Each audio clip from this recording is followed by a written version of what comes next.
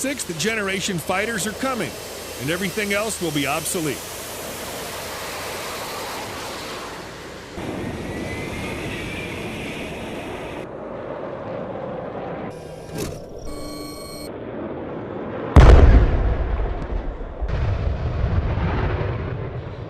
The American development and deployment of fifth-generation stealth aircraft like the F-35 Lightning is one of the central stories of today's security zeitgeist. But behind the scenes, several countries are already looking ahead to the design of a sixth-generation jet. The relentless pace of research is arguably driven less by combat experience, of which there is little, and more by a sober assessment that the development of a successor will take multiple decades and is better started sooner rather than later. The sixth-generation fighter developers can be divided into two categories: the United States, which has developed and deployed 2 stealth fighter types, and countries that have skipped or given up on their attempt to build fifth-generation jets. These latter countries have concluded that doing so is so time-consuming and expensive that it makes more sense to focus on tomorrow's technology than try to catch up with today's. The latter include France, Germany, and the United Kingdom, which are in the preliminary stages of developing sixth-generation future combat air system and Tempest fighters. Russia, which has given up on developing its Su-57 stealth fighter for at least a decade, but is talking up a conceptual sixth-generation MiG-41 interceptor, and Japan, which is contemplating a domestic sixth-generation F-3 stealth jet, but may settle for a foreign-inspired fifth-generation design. The Chinese military has reportedly begun work on a sixth-generation. The United States has 2 projects: the Air Force's penetrating counter-air, a long-range stealth fighter to escort stealth bombers, and the Navy's F/A-XX. So far, Boeing, Lockheed Martin, and Northrop Grumman have unveiled sixth-generation concepts. Stealth and beyond visual-range missiles are here to stay. The various sixth-generation concepts mostly feature many of the same technologies. 2 critical characteristics of fifth-generation fighters will remain centrally important to the sixth: stealthy airframes and long-range missiles. As cost-effective ground-based air defense systems like the S-400 can now threaten vast swaths of airspace, stealth aircraft need to be capable of penetrating anti-access/area denial bubbles and eliminate air defense from a safe distance. Additionally, stealth jets also steeply outperform non-stealth aircraft in aerial war games. Thus, low radar cross-section and radar-absorbent materials will be a necessary but not sufficient feature of sixth-generation fighters. Some theorists argue that stealthy airframes may eventually be rendered obsolete by advanced sensor technology, and stealthy airframes can't be upgraded as easily as avionics and weapons.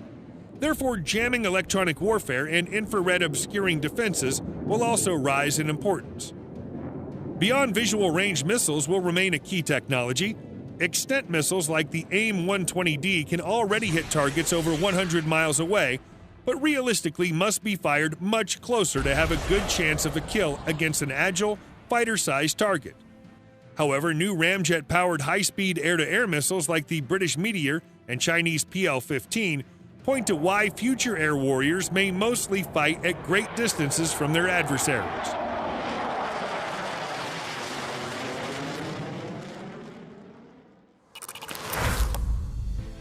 Awesome X-ray vision pilot helmets.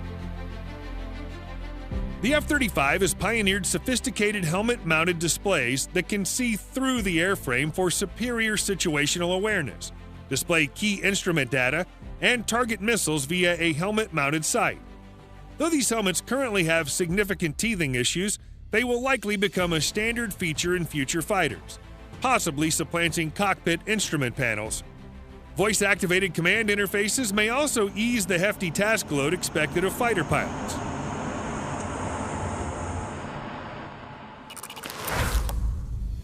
Larger airframes, more efficient engines. As air bases and carriers become more vulnerable to missile attacks, warplanes will need to be able to fly longer distances and carry more weapons while doing so, which is difficult when a stealth jet must rely solely on internal fuel tanks and weapons loads. The natural solution is a larger plane. As air forces expect within visual range aerial dogfights to be rare and possibly mutually suicidal, they're showing a greater willingness to trade off maneuverability to emphasize high sustainable speeds and a greater payload. These design imperatives may gel well with the development of advanced adaptive G-variable cycle engines that can alter their configurations mid-flight to perform better at high speeds, like a turbojet, or more fuel efficiently at low speeds, like a high-bypass turbofan. Optionally manned.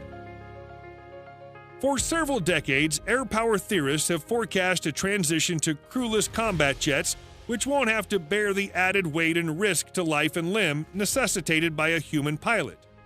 However, while drone technology has proliferated by leaps and bounds in that time, navies and air forces have been slow to explore pilotless fighters, both because of the expenses and risks, but also likely for cultural reasons. For example, U.S. Navy pilots successfully lobbied to repurpose a planned carrier-based stealth attack drone into a tanker to refuel manned aircraft. Sixth-generation concepts are therefore advancing the idea of an optionally manned aircraft that can fly with or without a pilot on board. This has the shortcomings of requiring additional design effort to produce an airplane that will still have the downsides and expensive training requirements of a manned airplane. However, optional manning may help ease the transition to an unmanned fighter force, and on the short term give military leaders the possibility of deploying aircraft on high-risk missions without risking pilots' lives. Sensor fusion with friendlies on the ground, sea, air, and space. One of the F-35's key innovations is its ability to soak up sensor data and share it via data links to friendly forces, creating a composite picture. This could allow a stealth aircraft to ride point and ferret out adversaries, while friendly forces maneuver into advantageous positions and sling missiles from further back without even turning on their radars. Because this tactic promises to be such a force multiplier, fused sensors and cooperative engagement will become a standard feature of sixth-generation jets, and the fusion will likely be deepened by integrating satellite and even drones deployed alongside jet fighters. Cyber warfare and cybersecurity. Sensor fusion and optional manning, however, imply that sixth-generation jets will rely heavily on data links and networks which could be disrupted by jamming or even invaded through hacking. Ground-based logistics networks such as the F-35's Alice promise significant improvements in efficiency, but also expose even landed aircraft to potential cyber attack. Thus, sixth-generation avionics systems not only must be designed for resilience versus electronic and cyber warfare, but may be capable of launching such attacks on adversaries. Artificial intelligence. One problem is that all these sensor, communication, and weapon systems have become so complex that they threaten to exceed the task processing ability of the human brain. Remember, the pilot also has to fly the plane. While some fourth-generation jets incorporated a backseat weapons system officer to help out, fifth-generation stealth fighters have all been single-seaters. Thus, air forces are turning to artificial intelligence to handle more mundane tasks of fighter management and determine which data should be presented to the pilot. Furthermore, artificial intelligence and machine learning may be used to coordinate drones. Drones and drone swarms. In October 2016, two FA-18 Super Hornet deployed 103 Perdix drones in a test over China Lake. Animated by an artificial intelligence hive mind, the drones swarmed down like a cloud of locusts over a designated target point. Kamikaze drones have already been used in action, but it's easy to see how relatively small and cheap drones could become a particularly terrifying weapon. Theorists of future warfare posit that inexpensive and expendable networked drones may prove far more difficult to defend against than a small number of costly and well-protected weapons platforms and missiles. However, sixth-generation fighters will likely also work with larger, faster, and fancier drones to serve as sensor-bearing scouts, weapons platforms, and decoys.